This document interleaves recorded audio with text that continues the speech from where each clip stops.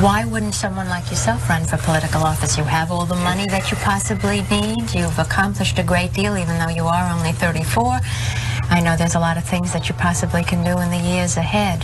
Why wouldn't you dedicate yourself to public service? Because I think it's a very mean life. I would love and I would dedicate my life to this country, but I see it as being a mean life, and I also see it as somebody with strong views and somebody with the kind of views that are maybe a little bit unpopular, which may be right, but may be unpopular, wouldn't necessarily have a chance of getting elected against somebody with no great brain but a big smile.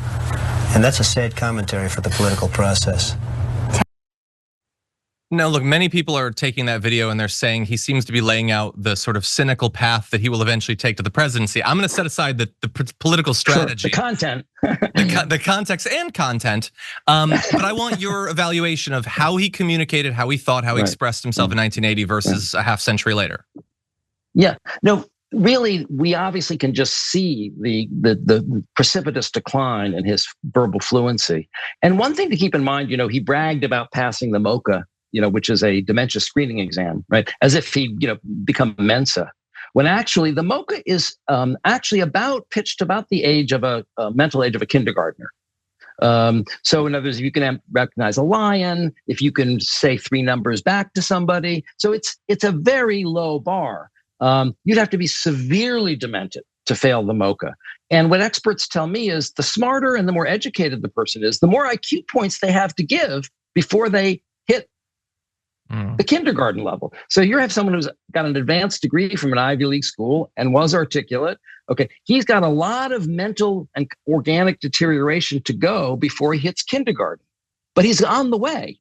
And in these moments where he can't even form words, that's actually almost a 3-year-old level of speech, actually. In our sandwich, we call sandwiches slamwiches, because, when my stepson was 3, he called it a slamwich. We thought it was so funny, right? Now we all call it a slamwich, okay? But that's something funny a 3-year-old does. We're actually watching a man go backwards to where he's having to make up half words because he's losing his ability to use language. So what we're seeing is we're watching in real time his dementing brain deteriorate. You mentioned he's worse, right? That's the point. We're literally watching a rock roll downhill.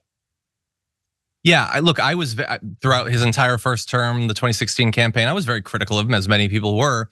And I think that you could find examples of things like this, but I understand that I might be in a bubble, I might be biased. I simply don't think that every single public appearance was peppered with incidents like this. The things he was saying that a person like me might identify as insane are insane because they're racist or because they're over the top or they're impractical, not because they're random and confusing. And so I really do think that it's getting worse. And what I wonder is, I know that this is purely speculative and you might not want to speculate. Let's say that he's president for the next 4 years. He's already 77. He'll be 81 at the end of it. How much more devolution should we expect over the course of a near half decade? Well, I think we could be at a point where he's literally, not only incapacitated, but there's actually a more dangerous interim period, which is one of the things that happens when people begin to dement, is whatever personality disorder they had becomes dramatically worse.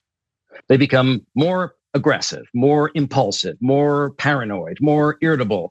They show poorer judgment. They act out in more destructive, crazy. So Donald Trump could, bomb the wrong country because he wakes up confused at 3 a.m. I mean, that can happen. Yeah. I mean, look, it seems like during his first term, there was a lot of reliance on people around him to push back against some of the worst excesses. I wonder, and look, I've heard people talk about how under Reagan, there were those who were sort of designed to manage him. I wonder will there be that? Will the chief of staff have people that are intended to just sort of try to put him back on the right path?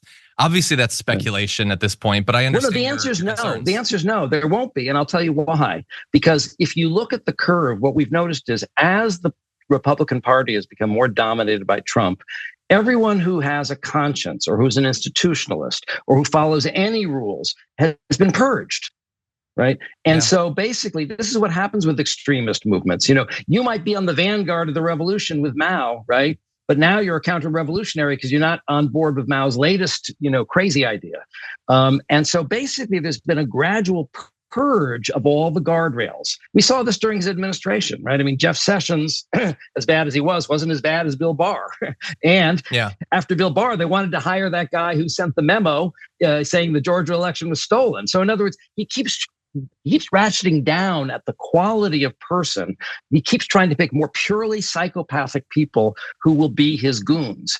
And so you can be sure that in a second administration, it'll be basically a pure mafioso kind of top-down gangland sort of organization.